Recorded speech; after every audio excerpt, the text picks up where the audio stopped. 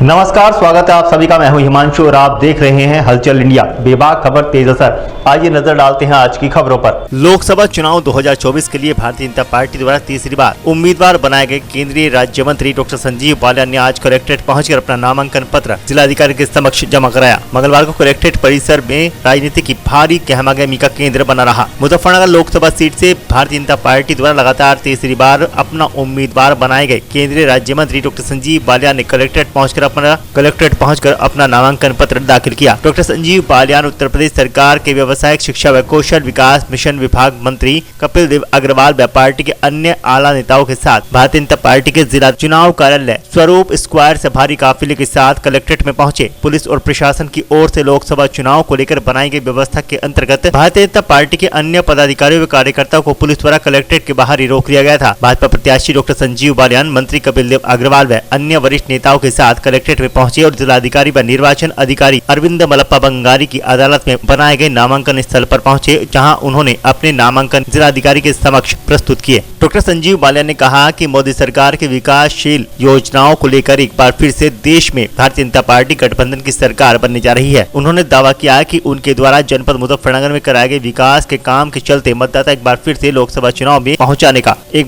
लोकसभा में पहुंचाने का मौका देंगे। देखिए, 10 साल इस मुजफ्फरनगर की जनता ने मुझे सांसद के रूप में काम करने का अवसर दिया। 10 साल में जो काम हुए हैं, जो मूलभूत आवश्यकताएं, बिजली, पानी, जनपद की कानून व्यवस्था, देश में नरेंद्र मोदी के नेतृत्व में सरकार के काम, प्रदेश में योगी आदित्यनाथ जी के नेतृत्व में हुए काम, और अगले 5 साल का विजन। राष्ट्रीय लोकदल और भारतीय जनता पार्टी गठबंधन है, बहुत मजबूत है। जमीन पर दो ही पार्टी के कार्यकर्ता हैं, दोनों पार्टियां अब एकजुट हैं। राष्ट्र के निर्माण के लिए वोट है, देश के प्रधानमंत्री को चुनने का वोट है। एक तरफ नरेंद्र मोदी का चेहरा है और दूसरी तरफ अगर कोई उम्मीदवार आए वोट पोलिंग नॉमिनेशन करने के लिए, तो उनसे पूछना कि आपके पास चेहरा कौन है, क्योंकि देश का नेतृत्व प्रधानमंत्री करता है। सांसद का चुनाव इसलिए होता है कि वो देश के प्रधानमंत्री को चुन सके। तो विपक्ष के पास कुछ में अगले 5 साल का हम जनता के बीच में जा रहे हैं। अच्छा, जंग की बात थी, जुबानी जंग में और जमीनी जंग में,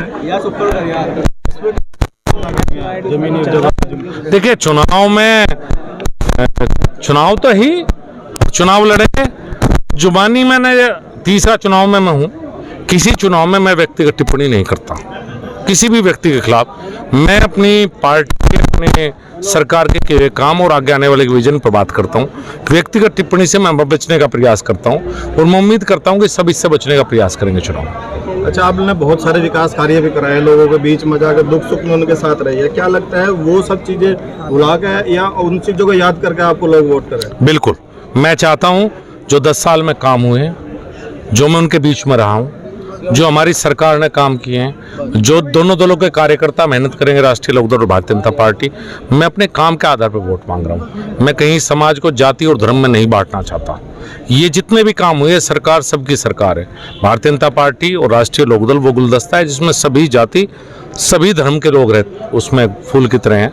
तो हमारे काम के आधार पर वोट दें और आने वाले देश के भविष्य के लिए वोट दें, राष्ट्र के। मेरा यही निवेदन सबसे। अच्छा, बंटवारे से याद आ, एक जो है जाति जो है आपसे नाराज बताई जा रही है नहीं है, हमारा नहीं कहना, लेकिन क्या लगता है वो नाराज है? अगर नाराज है तो आप किस तरह से उन्हें मनाएंगे? व्यक्ति नाराज हो सकता है, समाज कभी नाराज नहीं होता।